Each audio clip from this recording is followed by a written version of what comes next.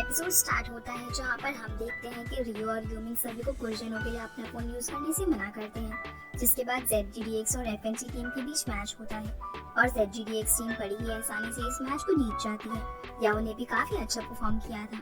फिर रिपोर्टर्स उससे सवाल करते हैं कि क्या उसने कभी सीचेंग को रिप्लेस करने के बारे में सोचा है, जिस पर याओ कहती है कि नहीं, क्योंकि सभी लोग उसे बहुत पसंद करते हैं, बल्कि हम तो उसे रिप्लेस करने के बारे में सोच भी नहीं सकते। जिसके बाद रिपोर्टर्स उससे पूछते हैं कि हाल ही में तुम दोनों को लेकर इंटरनेट पर काफी डिस्कशन चल रहा था और तुम इस बारे में क्या कहना चाहोगे, जिस पर याओ कहती है कि मुझे नहीं पता मैं इस सवाल का जवाब कैसे दूं, लेकिन मैं ये अच्छी तरह जानती हूँ कि ZGDX टीम मुझसे क्या चाहती है और मुझे पूरा विश्वास है कि एक दिन सीचेंग ग्लोबल अरेना के प्लेटफॉर्म पर खड़ा होकर गोल्ड विन जरूर करेगा।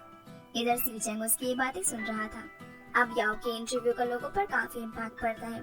सभी टॉप प्लेयर्स उसे सपोर्ट करने के लिए खड़े हो जाते हैं और सोशल मीडिया पे लाइव आकर याओ की काफी तारीफ भी करते हैं। इतना ही नहीं, यांग भी उसे सपोर्ट कर रहा होता है। इधर याओ अपनी टीम के साथ ब्रेकफास्ट एंजॉय कर रही थी। इसके बीच एक कोरियर आता है तो याओ उस कोरियर को लेने के लिए जाती है और जैसे ही वो उस कोरियर को ओपन करती है तो वो काफी जोर से चीख मारती है, जिसकी आवाज सुनकर सभी लोग उसके पास पहुंच जाते हैं और देखते हैं कि याओ के सामने एक बॉक्स पड़ा हुआ है और उसके हाथ से खून बह रहा है। अब सीचेंग फटाफट याओ को यहाँ से उठाकर ले जाता है। फिर ये लोग देखते हैं कि उस बॉक्स के अंदर कॉकरोच और एक ब्लेड मौजूद था, यानी कि जैसे ही याओ ने इस बॉक्स को ओपन किया वो ब्लेड लगने की वजह से उसकी उंगली कट गई। इसी बीच जबी को उस बॉक्स के अंदर एक लेटर भी मिलता है जिसमें लिखा हुआ था कि अगर याओ ने आगे से कोई भी मैच खेला तो उसके लिए अच्छा नहीं होगा। अब ये सब देखकर रियो पुलिस को कॉल करता है और इस बारे में बताता है। इधर सीचेंग याओ को ट्रीटमेंट दे रहा था। इसी बीच याओ कहती है कि शायद उसे लाइव स्ट्रीमिंग में ही नहीं बताना चाहिए था कि उसे कॉकरोच से डर लगता है।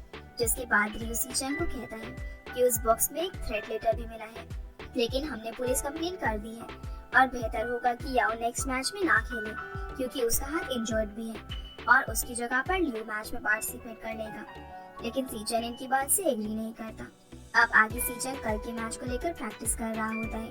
तभी रियो और याओ उसके पास आ जाते हैं, जहाँ रियो सीचेंग को कहता है कि याओ कल मैच नहीं खेलेगी क्योंकि ये डिसीजन हाई अथॉरिटीज ने लिया है। ये सुनकर सीचेंग याओ को पूछता है कि क्या तुम इस डिसीजन से एग्री करती हो, जिस पर याओ हाँ कहती है क्योंकि ये सब उसकी सेफ्टी के लिए ही किया जा रहा था। अब उसका रिप्लाई सुनकर सीचेंग को काफी गुस्सा आ जाता है। फिर वो बिना कुछ बोले अपनी गाड़ी लेकर यहाँ से चला जाता है। अब उसे इस तरह जाता हुआ देखकर याओ उसे मैसेज करती है कि घर जल्दी लौट आना, पर काफी रात हो जाती है लेकिन सीचेंग अभी तक वापस नहीं आया था। याओ भी उसे लगातार मैसेज कर रही थी पर सीचेंग उसे किसी भी मैसेज का रिप्लाई नहीं दे रहा था, इसलिए उसकी वेट करते करते याओ सो जाती है। अगले सीन में हम देखते हैं कि सीचेंग याओ के साथ सो रहा होता है क्योंकि वो वापस आ चुका था। याओ को भी उसकी प्रेजेंस फील हो रही थी और वो उसे हक करते हुए कहती है कि मैं तुम्हारे बारे में सोचकर ही परेशान हो रही थी। अगले दिन ZGDX और रेड एरो के बीच मैच होता है। इस बार सीचेंग काफी अग्रेसिवली खेल रहा था और उसका साथ लियो दे रहा था। फिर फाइनली ZGDX टीम मैच जीत जाती है, जिसके बाद सभी रिपोर्टर सीचेंग का इंटरव्यू लेने के लिए उसका वेट कर रहे होते हैं। पर तभी उन लोगों को पता चलता है कि सीचेंग इस बार इंटरव्यू नहीं देने वाला और इतना सुनते ही सारे रिपोर्टर्स उनके घर तक पहुंच जाते हैं। यहाँ ये सभी सीचेंग को रोककर उसे पूछते हैं कि उसने आज काफी अग्रेसिवली मैच खेला और इंटरव्यू देने से भी इनकार कर दिया, जबकि आज तक किसी भी टीम ने इंटरव्यू से इनकार नहीं किया। लेकिन सीचेंग इस बात का कोई भी जवाब नहीं देता। इसके बाद ये लोग उससे पूछते हैं कि क्या याओ को सडनली लियो से रिप्लेस कर दिया गया है, क्या ये हाई अथॉरिटीज का डिसीजन है या फिर उसे बैन कर दिया गया है, जिस पर सीचेंग कहता है कि नहीं, ऐसी बात नहीं है, बल्कि ये मैच लियो ही खेलने वाला था। इतना कहकर सीचेंग अंदर चला जाता है, जहाँ याओ उससे पूछती है कि तुमने आज इतना एग्रेसिव तरीके से मैच क्यों खेला, क्या तुम्हारी तबीयत ठीक है। लेकिन सीचेंग उसे किसी भी बात का सही से जवाब नहीं देता। तभी उसके पास एक कॉल आती है और वो यहाँ से चला जाता है। इधर याओ सीचेंग के बिहेवियर को देखते हुए काफी टेंशन में आ जाती है और वो जिनयांग से मिलकर उसे सारी बात बताती है, जिसके बाद याओ अपने रूम में होती है और यहाँ वो सीचेंग को काफी मिस कर रही थी क्योंकि काफी रात होने के बावजूद भी सीचेंग अभी तक वापस नहीं आया था। इसी बीच याओ सीचेंग की एक रिकॉर्डिंग सुनती है, जिसे सुनते सुनते वो काफी इमोशनल हो जाती है और जब वो अपना फेस वॉश करने जाती है तो खुद की ये हालत देखकर वो अपने आप को संभाल करती है कि क्या उसने सीचेंग के साथ रिलेशनशिप में आकर कोई गलती तो नहीं कर दी। अब ये सोचते सोचते उसका हाथ पानी में चला जाता है और जिस उंगली में उसे चोट लगी थी वो भी पानी में भीग जाती है, जिससे उसे काफी दर्द होता है और वो रोने लगती है। तभी वहाँ पर सीचेंग आ जाता है और पूछता है कि तुम क्यों रो रही हो। तो याओ कहती है कि मैं अपना फेस वॉश कर रही थी और उंगली पर पानी लगने की वजह से मुझे काफी दर्द हुआ, जिस कारण से मैं रोने लग गई। दरअसल याओ यहाँ पर झूठ बोल रही थी क्योंकि वो पहले से ही काफी अपसेट थी। खैर आगे सीचेंग दोबारा उसकी उंगली पर बैंडेज लगाने लगता है, जिस दौरान वो उससे पूछता है कि क्या अब तुम्हें दर्द नहीं हो रहा, जिस पर याओ कहती है कि पिछले कई दिनों से तुमने मुझे पूछा तक नहीं कि मेरी चोट कैसी है और तुम तो वैसे भी मेरा मजाक बनाते हुए आए हो। जिस पर सीचेंग कहता है कि मुझे तुम्हारी चिंता है, इसलिए मैं तुम्हें यहाँ पर चेक करने आया हूँ और अगर तुम चाहो तो मैं यहाँ से चला जाता हूँ। इसी बीच याओ सोचती है कि सीचेंग इस गेम का किंग है और सभी उसे भगवान की तरह मानते हैं, लेकिन मैंने आज उसकी लाइफ में सिर्फ ट्रबल्स ही क्रिएट किए हुए हैं। दरअसल याओ को लगता है कि शायद वो सीचेंग के लिए बर्डन है। अब जैसे ही सीचेंग यहाँ से जाने लगता है तो याओ उसे पीछे से हक कर लेती है और कहती है कि अगर मैंने कोई गलती की है तो मुझे उसकी सलाह दो और अगर तुम चाहो तो मुझे मैच से भी बैन कर सकते हो, लेकिन इस तरह मुझे साइलेंटली ट्रीट मत करो। आखिर तुम मुझसे बात क्यों नहीं कर रहे और क्या तुम मुझसे ब्रेकअप करना चाहते हो? ये सुनकर सीचेंग थोड़ा इरिटेट हो जाता है और कहता है कि क्या तुम मुझसे ब्रेकअप करना चाहती हो? तो याओ कहती है कि पिछले कई दिनों से तुमने मेरे साथ सही से बात नहीं की, इसीलिए मुझे लगा कि शायद तुम मुझसे ब्रेकअप करना चाहते हो और अगर तुम सच में ब्रेकअप करना चाहते हो तो मुझे पहले ही बता देना ताकि मैं तुम्हें पहले डंप कर सकूं, जिससे मेरी रेपुटेशन खराब होने से बच जाएगी। तो सीचेंग उसे समझाता है कि पिछले कई दिनों से काफी कुछ चल रहा है और इसी बीच तुम्हारे ऊपर अटैक भी हुआ है, जिस कारण से उस इंसिडेंट की वजह से मैं काफी कंफ्यूज्ड हूँ और ऐसा नहीं है कि मैं तुमसे बात नहीं करना चाहता, बस मुझे ऐसा फील हो रहा है कि मैं तुम्हारे लिए बेस्ट नहीं हूँ क्योंकि मैं तुम्हें प्रोटेक्ट नहीं कर पा रहा। और क्या तुम मेरे जैसे पर्सन को एक्सेप्ट करने के लिए रेडी हो? जिस पर याओ कहती है कि मैंने पहले इससे ज्यादा मैसी स्ट्रीट में तुम्हें देखा है और मुझे तुमसे ब्रेकअप नहीं चाहिए।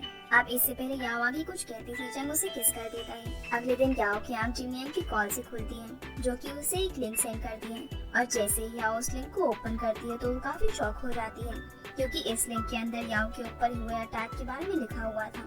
साथ ही साथ उस अटैकर की डिटेल्स भी इस लिंक के अंदर मौजूद थी। ये देखकर याओ सीधा रियो के पास जाती है तो रियो उसे बताता है कि हमने उस पर्सन को ढूंढ लिया है जिसने तुम्हें ये पार्सल सेंड किया था और सीचेंग ने ही क्लब की ओर से पोस्ट करवाया है। इसी बीच रियो याओ को मिरर दिखाते हुए कहता है कि तुम्हें अपनी रिलेशनशिप का दिखावा नहीं करना चाहिए। दरअसल सीचेंग ने याओ के सोते टाइम उसकी चीक पर एक हार्ट शेप का मार्क बना दिया था। तब यहाँ पर सीचेंग भी आ जाता है तो याओ उसके पास जाती है, लेकिन इससे पहले वो उससे कुछ कहती सीचेंग उसे याद दिलाता है कि वो ट्राउजर में है। फिर वो चुपचाप यहाँ से चली जाती है। अब आगे ये न्यूज काफी वायरल हो जाती है कि याओ के ऊपर किसी ने अटैक किया है और लोगों को ये भी पता चल चुका था कि वो पर्सन कौन है, इसीलिए सभी लोग याओ को ही सपोर्ट कर रहे थे और उस पर्सन को गालियां दे रहे थे। इसी बीच हम उस पर्सन की वीडियो भी देखते हैं जिससे ये सब किया था। दरअसल इस लड़की का नाम मोमो है जो बताती है कि मैं शुरू से ही सीचेंग से प्यार करती थी, लेकिन जैसे ही मुझे पता चला कि वो रिलेशनशिप में है तो मैं डिप्रेशन में चली गई और इसीलिए मैंने याओ के ऊपर अटैक करने की कोशिश की। यही नहीं, वो अपना मेडिकल सर्टिफिकेट भी दिखाती है ये प्रूव करने के लिए कि उसकी हालत कितनी सीरियस है। लेकिन काफी ज्यादा ट्रोल किए जाने पर वो लड़की और भी ज्यादा डिप्रेस हो गई थी, इसीलिए वो और जीना नहीं चाहती।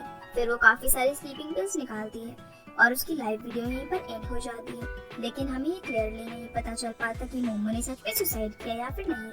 अब ये देखकर कुछ फैंस याओ को ट्रोल करना शुरू कर देते हैं कि उसकी वजह से एक लड़की ने सुसाइड कर लिया, लेकिन कुछ फैंस मोमो को ही गिल्टी डिक्लेयर कर रहे थे। इधर ये न्यूज सीचेंग के फादर भी देख रहे थे और उन्होंने रियो और सीचेंग को बात करने के लिए बुलाया था। अब सीचेंग के फादर इन दोनों को कहते हैं कि हमें इस सिचुएशन को हैंडल करने में टाइम लगेगा और तब तक याओ को सभी से माफी मांग लेनी चाहिए ताकि ये मामला ठंडा हो जाए। लेकिन सीचेंग इस बात से एग्री नहीं करता। वो कहता है कि इसमें याओ की कोई भी गलती नहीं है क्योंकि उस लड़की ने ही याओ के पास वो पार्सल भेजा था और क्या पता उसका मेडिकल सर्टिफिकेट सस्पिशियस है भी या फिर नहीं, और ऐसा भी हो सकता है कि उसने सुसाइड ही न किया हो क्योंकि उसकी सुसाइड के बारे में आसपास मौजूद किसी भी पुलिस स्टेशन में कोई भी कंप्लेंट नहीं है। पर उसके फादर इसी बात को रिपीट कर रहे होते हैं कि फिलहाल के लिए याओ को माफी मांगनी ही पड़ेगी क्योंकि इस इंसिडेंट की वजह से हमारी कंपनी पर काफी बुरा इम्पैक्ट पड़ रहा है और यही मेरा लास्ट डिसीजन है। ये सुनते ही सीचेंग गुस्से में बाहर जाने लगता है तो उसके फादर उसे रोककर पूछते हैं कि तुम कहाँ जा रहे हो, जिसके रिप्लाई में सीचेंग कहता है कि आपको अपनी टीम की परवाह नहीं है, लेकिन मैं इस टीम का कैप्टन हूँ, इसलिए एज अ टीम कैप्टन मैं खुद इस सिचुएशन को हैंडल करूंगा। फिर वो बाहर आकर किसी को कॉल करता है जिसके बाद ये सभी एक मीटिंग करते हैं क्योंकि आज रात इनका एक ट्रेनिंग मैच होने वाला था। इसी बीच सीचेंग के पास एक कॉल आती है जिसे सुनने के लिए वो बाहर चला जाता है। अब हम देखते हैं कि रात हो जाती है और सभी सीचेंग के आने का ही वेट कर रहे थे। यूमिंग उसके पास कॉल लगाता है लेकिन सीचेंग कॉल पिक नहीं करता। अब यूमिंग रियो को कहता है कि जब तक सीचेंग वापस नहीं आ जाता उसकी जगह मैं खेलूंगा, लेकिन मैच स्टार्ट होने से पहले ही सीचेंग यहाँ पर आ जाता है। फिर वो मैच के लिए रेडी हो जाता है। इसी बीच याओ उसके हाथ को नोटिस करती है और उससे पूछती है कि तुम्हारे हाथ को क्या हुआ। तो सीचेंग कहता है कि कुछ नहीं, मैं ठीक हूँ। अब फाइनली मैच शुरू हो जाता है, लेकिन सीचेंग गेम में फोकस नहीं कर पा रहा था और उसके हाथ में भी कुछ प्रॉब्लम आ रही थी और पहली बार वो गेम गिव अप कर देता है। अगले दिन याओ देखते है कि सीचेंग पूरी रात से गेम खेल रहा होता है। वो उसके पास जाती है और उससे पूछती है कि तुम आखिर पूरी रात से यहाँ पर क्या कर रहे हो। तो सीचेंग कहता है कि कल रात में जिस शिकागामी की वजह से मैच हारा था, मैं उसी की प्रैक्टिस कर रहा हूँ। फिर याओ के कहने पर सीचेंग आराम करने के लिए चला जाता है। अगले दिन ZGDX टीम का YQCB टीम के साथ मैच होता है, लेकिन ZGDX टीम थोड़ी टेंशन में होती है क्योंकि कुछ दिनों से इनकी कंडीशन कुछ ठीक नहीं चल रही थी। खैर रियो सभी के लिए कॉफी लेकर आता है, तो याओ सीचेंग और यूमिंग को कॉफी देने जाती है क्योंकि यूमिंग और सीचेंग कुछ पर्सनल बातें करने के लिए बाहर आए हुए थे। अब याओ उन्हें ढूंढते हुए एक रूम तक पहुंच जाती है, तभी उसे उन दोनों की आवाज सुनाई देती है। जैसे ही याओ दरवाजे से कान लगाकर इनकी बातें सुनती है, तो सीचेंग यूमिंग को कह रहा होता है कि मैं ये गेम जल्दी से जल्दी खत्म करना चाहता हूँ क्योंकि ह्यूक मेरा अपोनेंट है। तभी याओ के पास कैट भी आ जाता है जो कि याओ को पूछता है कि तुम यहाँ पर क्या कर रही हो, लेकिन याओ उसे चुप रहने के लिए कह देती है। तभी डोर ओपन होता है तो याओ इनोसेंटली सीचेंग और यूमिंग को कॉफी ऑफर करती है। खैर आगे दोनों टीम मैच के लिए रेडी हो जाते हैं, जहाँ दोनों ही एक दूसरे की मेन शिकागामी को बैन कर देते हैं, जिस कारण दोनों टीम को कोई दूसरा शिकागामी यूज करना पड़ता है। अब मैच स्टार्ट हो जाता है और इस बार मैच काफी लंबा चलता है, जिस कारण से सीचेंग के हाथ में प्रॉब्लम हो रही थी, लेकिन फिर भी वो काफी स्ट्रगल कर रहा था। पर आखिर में ZGDX टीम फर्स्ट राउंड हार जाती है, जहाँ याओ सीचेंग को पूछती है कि क्या तुम्हारा हाथ ठीक है, तो वो हाँ कह देता है। इसके बाद सभी रेस्ट रूम में होते हैं और फर्स्ट राउंड हारने के बाद सभी काफी ज्यादा डिप्रेस थे, लेकिन तभी सीचेंग कहता है कि हमें ये मैच जल्दी खत्म करना होगा। अब ये सुनते ही कैट को काफी गुस्सा आ जाता है और वो गुस्से में यहाँ से चला जाता है क्योंकि इस बार सीचेंग की वजह से ये लोग हारे थे। फिर सेकंड राउंड शुरू होता है और इस बार भी सीचेंग काफी वियर्ड स्ट्रैटेजी अपना रहा था, जिस कारण से बाकी मेंबर्स भी अच्छे से नहीं खेल पा रहे थे। इसी बीच इनके शिकागामी काफी ज्यादा इंजर्ड हो गए थे और सभी सीचेंग को रिट्रीट करने के लिए कहते हैं, लेकिन वो किसी की भी बात नहीं सुनता, बल्कि उसको लगता है कि वो लोग अभी भी जीत सकते हैं। जिसके बाद सीचेंग याओ के साथ मिलकर ओपोनेंट टीम के कई सारे शिकागामी को मार देता है, लेकिन तभी याओ की एंट्री होती है और वो इन सभी पर भारी पड़ने लगता है। फिर आखिर में YQCB टीम मैच जीत जाती है, पर मैच जीतने के बाद भी ह्यूक को सीचेंग की चिंता हो रही थी। खैर आगे दोनों टीम्स हैंडशेक करती हैं और यहाँ पर ह्यूक याओ की काफी तारीफ करता है कि तुमने काफी अच्छा परफॉर्म किया और शायद सीचेंग के हाथ में कोई प्रॉब्लम है, इसलिए तुम उसकी अच्छे से देखभाल करना। जिसके बाद सभी ZGDX टीम वापस से अपने घर आ जाते हैं, जहाँ रियो सभी को चीयर अप करने की कोशिश करता है कि ये हमारा लास्ट मैच नहीं था और वैसे भी खेल में हार जीत तो चलती ही रहती है। इसी बीच यूमिंग कहता है कि फिलहाल तुम सभी आराम कर लो और कल हम एनालिसिस करेंगे कि हम लोग मैच क्यों हारे। ये सुनकर कैट को गुस्सा आ जाता है और वो यूमिंग से कहता है कि अपनी गलती ढूंढने से पहले हमें किसी से कुछ पूछ लेना चाहिए। दरअसल यहाँ कैट सीचेंग को ब्लेम कर रहा था। ये सुनकर सीचेंग यहाँ से जाने लगता है, पर तभी कैट उसे सवाल करने लगता है कि हमें बताओ कि आजकल तुम्हारे दिमाग में क्या चल रहा है और तुम इतने दिनों से रोज कहाँ पर जाते हो और तुमने यूमिंग की स्ट्रैटेजी को चेंज क्यों किया। यही नहीं, वो ये भी पूछता है कि तुम मैच स्टार्ट होने से पहले यूमिंग के साथ क्या बातें कर रहे थे। तो यूमिंग इन सबको बताता है कि सीचेंग ने मुझे ये कहा था कि मैं सेम शिकागामी यूज नहीं करना चाहता। हालांकि मैंने उसे स्ट्रैटेजी चेंज करने से मना भी किया था, लेकिन सीचेंग ने इसके बारे में मुझे कोई भी एक्सप्लेनेशन नहीं दी और उसने मुझे बस ये कहा कि वो जल्द से जल्द इस मैच को खत्म करना चाहता है। अब यूमिंग सीचेंग से दोबारा पूछता है कि उसने ऐसा क्यों किया, पर सीचेंग उसकी बात का कोई भी जवाब नहीं देता। तभी याओ कहती है कि तुम सभी सीचेंग के बारे में गलत सोच रहे हो क्योंकि उसका हाथ इंजर्ड है और एक रात पहले भी ट्रेनिंग मैच हारने के बाद उसने पूरी रात प्रैक्टिस की थी। ये सुनकर कैट कहता है कि अगर तुम्हारा हाथ इंजर्ड है तो तुमने पहले ही इस बारे में हमें क्यों नहीं बताया और आखिर तुम इतनी रात तक बाहर क्यों रहते हो। तभी यहाँ पर रियो आ जाता है और बताता है कि सीचेंग याओ के मैटर को सॉल्व करने के लिए इतनी रात तक बाहर रहता है क्योंकि उसने उस लड़की का पता लगा लिया है कि उसने सुसाइड नहीं किया था और अब पुलिस ने उस लड़की को अपने पास रखा हुआ है। ये सुनकर सभी शॉक हो जाते हैं क्योंकि ये बात किसी को भी नहीं पता थी। खैर आगे सीचेंग यहाँ से जाने लगता है, पर कैट उसे दोबारा रोककर पूछता है कि आखिर तुम्हारी प्रॉब्लम क्या है, तुमने हमसे ये सब क्यों छुपाया और तुम सारी रिस्पॉन्सिबिलिटी खुद के ऊपर ही क्यों डालते हो। और मुझे तो लगता है कि शायद तुम हमें भरोसे के लायक समझते ही नहीं हो। इसी बीच वो काफी इमोशनल भी हो जाता है और कहता है कि अगर तुम्हें अपनी टीम पर भरोसा नहीं है तो हमें भी तुम्हारे जैसे कैप्टन की कोई जरूरत नहीं है। लेकिन सीचेंग उसकी कोई भी बात का जवाब नहीं देता। इतना कहकर कैट गुस्से में यहाँ से जाने लगता है जिसे देखकर सभी उसे रोकने के लिए उसके पीछे जाते हैं। अब कैट सभी को बताता है कि इस साल किसी भी हालत में उसे चैंपियनशिप जीतनी है, क्योंकि अगर ऐसा नहीं हुआ तो मैं इस गेम से रिटायरमेंट ले लूंगा।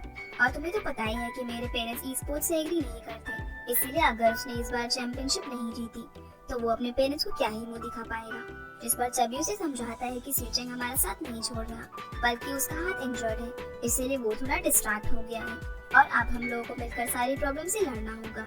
इधर रियो योमिंग को कहता है कि शायद याओ को टीम में लाकर मैंने गलती कर दी, क्योंकि उसकी वजह से बाकी लोगों पर भी इम्पैक्ट पड़ रहा है। जिस पर योमिंग कहता है कि तुम्हारा डिसीजन सही है, क्योंकि याओ की वजह से ही हमारी टीम इतनी ज्यादा ग्रो कर पाई है। जिसके बाद याओ सीचेंग के पास बैंडेड वगैरह लेकर जाती है, लेकिन सीचेंग ने खुद को रूम के अंदर बंद किया हुआ था और वो याओ को कहता है कि मैं कुछ टाइम अकेला बिताना चाहता हूँ। लेकिन याओ वही दरवाजे के पास बैठ जाती है और उसे समझाने लगती है कि तुम्हें सभी को प्रोटेक्ट करने की कोई जरूरत नहीं है, क्योंकि तुम भगवान नहीं हो बल्कि एक इंसान ही हो और तुम अपनी फीलिंग्स को अपने मेंबर्स के साथ शेयर कर सकते हो। इसी बीच वो ये भी कहती है कि अगर कैट टीम छोड़कर चला गया तो इसके लिए मैं खुद को ब्लेम करूंगी और मैं इन सब के लिए तुम्हें कभी भी माफ नहीं कर पाऊंगी। अब याओ की सारी बातें सीचेंग की समझ आ जाती है और वो डोर ओपन करके याओ को हक कर लेता है। आगे याओ सभी के पास मैसेज करती है कि उन्हें 2 बजे मिलना है। अगले दिन सीचेंग और याओ दोनों सभी मेंबर्स का वेट कर रहे होते हैं और कुछ ही देर बाद सभी मेंबर्स वहाँ पर आ जाते हैं, जिसके बाद सीचेंग इन सभी को कहता है कि सारी गलती मेरी है, क्योंकि स्ट्रैटेजी चेंज करने से पहले मुझे तुम सभी के साथ डिस्कस कर लेना चाहिए था, इसीलिए अब मुझे इस बात पर रिग्रेट है और अगर इन फ्यूचर में कोई गलती करो तो तुम मुझे रोक सकते हो। फिर वो इन सभी के सामने झुककर इनसे माफी मांगता है। ये देखकर सभी लोग काफी इमोशनल हो जाते हैं और सभी तो सीचेंग को ही हक कर लेता है।